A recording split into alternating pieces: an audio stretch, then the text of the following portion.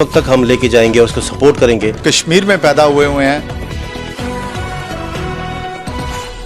کشمیر پر کسی قسم کا ہم سمجھوتا نہیں کرنا چاہتے اور نہ کریں گے، بلا امتیاز مذاہب اور پارٹیز. جی بسم اللہ الرحمن الرحیم. سب سے پہلے تو آج جس طرح کے حالات پاکستان میں اور کشمیر میں پیدا ہوئے ہیں، یہ میں یہی کہوں گا کہ یہ جو موجودہ حکومت ہے اس کا جتنا بھی دار و مدار ہے ان کے اوپر جا رہا ہے، کیونکہ اس سے پہلے جتنی بھی حکومتیں رہ چکی ہیں، جیسے کہ میاں محمد نواز شریف صاحب جو ہیں، انہوں نے 3 بار وہ ملک کے وزیر اعظم بنے ہیں، اور ان کے دور میں کبھی بھی اس طرح کے حالات کریٹ نہیں ہوئے، اور جس طرح کے حالات پاکستان میں کریٹ ہوئے ہیں اس طرح کے حالات بھی کبھی کریٹ نہیں ہوئے. ابھی جو موجودہ حکومت ہے یہ امریکہ گئے ہیں، کبھی ڈفرینٹ کنٹریوں میں جا رہے ہیں، اور 1 سال میں انہوں نے صرف ڈفرینٹ کنٹریوں میں جا کے وزٹ ہی کیے ہیں، اور کوئی بھی ایسا پاکستان میں ترقیاتی کام نہیں کیا اور پاکستان کی بہتری کے لیے ایسا کام نہیں کیا.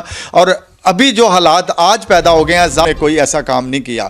جس طرح کے آج پاکستان میں کشمیر میں لوگ شہید ہو رہے ہیں، ہم اوورسیز لوگوں کو اس بات کی بہت تکلیف ہے، بہت پریشانی ہے.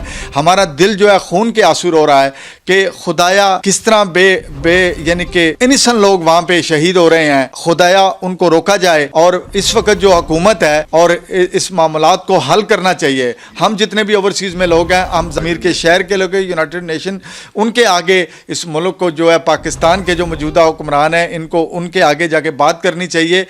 جس طرح کے گھنٹے منٹ سیکنڈ گزر رہے ہیں اور کشمیر کے لوگ جو ہیں وہ شہید ہو رہے ہیں، ہم یہی ریکویسٹ کرتے ہیں اوورسیز کے لوگ اس چیز کو روکنا چاہیے اور پاکستان کو فوراً اس کا ایکشن لینا چاہیے.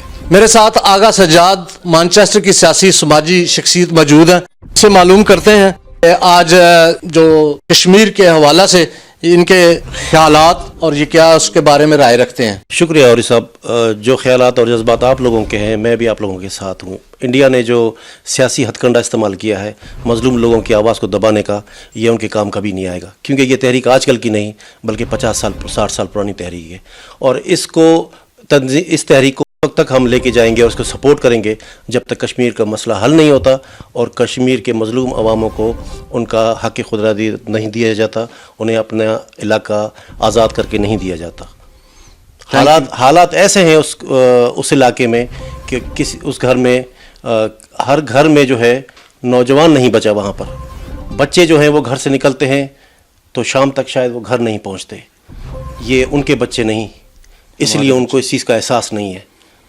اور اگر جو آج انڈیا اپنے ملک میں بیٹھ کے کر رہا ہے، میں خواہش کرتا ہوں کہ کاش مودی یہ کام یورپین کسی کنٹری میں کرتا تو اسے پتہ چلتا کہ قانون کیا ہوتا ہے.